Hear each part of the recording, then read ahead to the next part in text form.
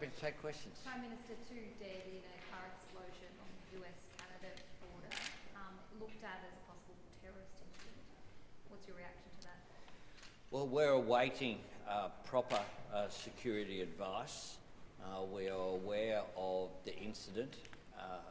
The briefing I had a short while ago was that it was still unclear the circumstances of this explosion, but I will be seeking a briefing about this later this morning, but it is of real concern.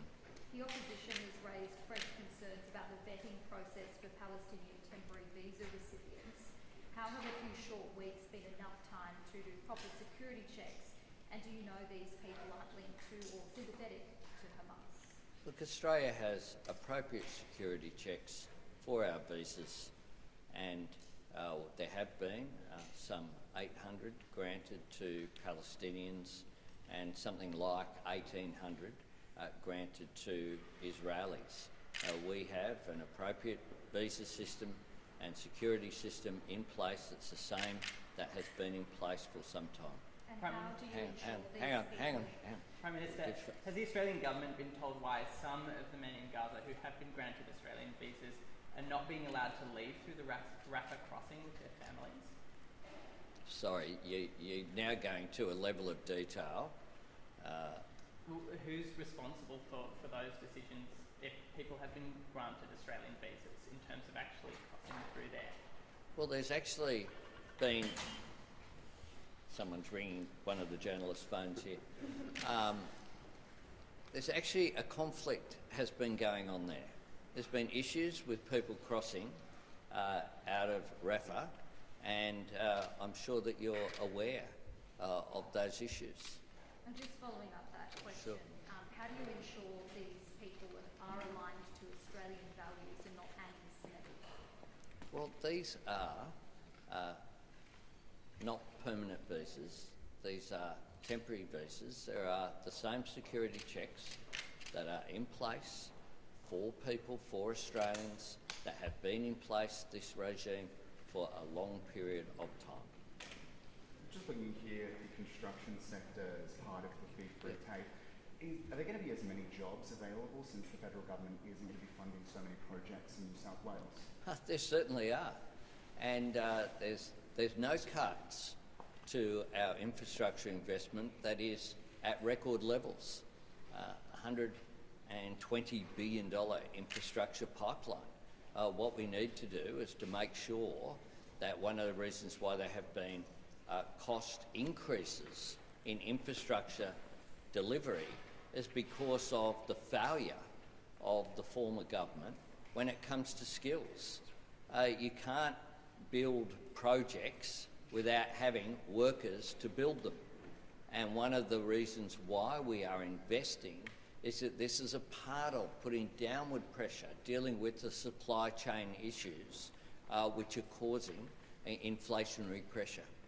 And have you had assurances from agencies that the 6 weeks is enough for these security checks to be done? There have been some suggestions that it could take months. This is standard procedures have been put in place.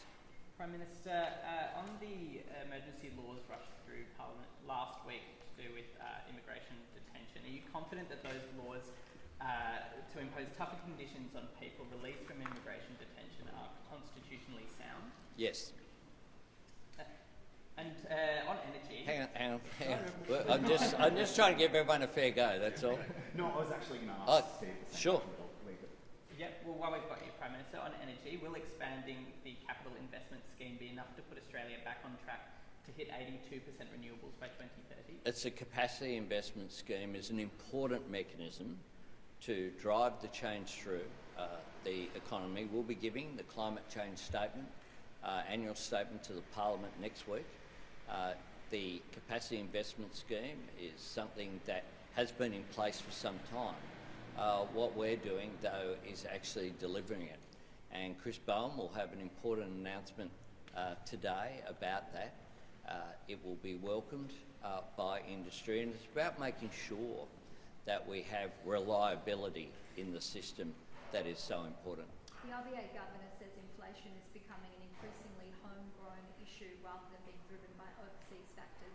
Does your government take any responsibility for this? One of the things we're doing right here is dealing with supply chain issues, dealing with putting down those costs on things like infrastructure investment by having a skilled workforce, by making sure that we have planning done.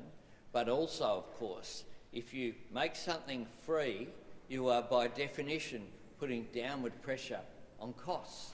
That is one of the things that my government has done, is identify what are the areas where we can provide cost of living relief, whether it be the energy price relief plan, cheaper childcare, fee-free TAFE, the decrease in the cost of medicines, Medicare urgent care clinics, are all designed to take pressure off families whilst also not putting pressure on inflation. That's what we're doing. But of course inflation is also a global phenomenon. Last night I attended a meeting of the G20 leaders, which began at 11 p.m. Australian time and went through to 2 a.m.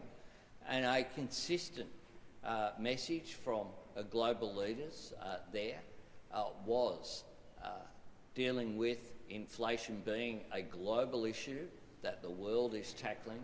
I thank Prime Minister Modi for hosting last night's event as part of the G20 to have the virtual Leaders Summit. Oil prices are falling overseas, so can we expect petrol prices to come down in Australia? Well, of course, there are a range of variables that factor in to the price of petrol, but one of them is international prices. Of course, these things can be volatile, and events in the Middle East, of course, continue to have a potential impact there as well. Thanks very much. Thanks very much. Thanks very much.